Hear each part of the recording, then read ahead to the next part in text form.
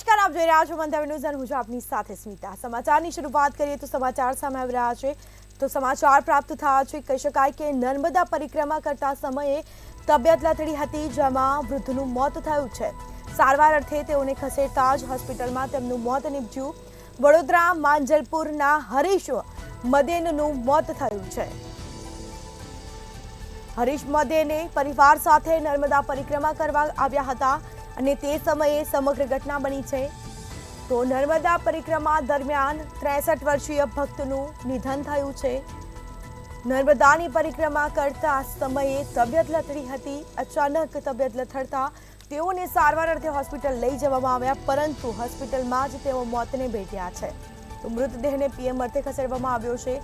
તો વડોદરાના માંજલપુરના હરીશ મેદનેનું મોત થયું છે। હરીશ મદને પરિવાર સાથે નર્મદા પરિક્રમા કરવા ગયા હતા અને તે સમયે સમગ્ર ઘટના બની।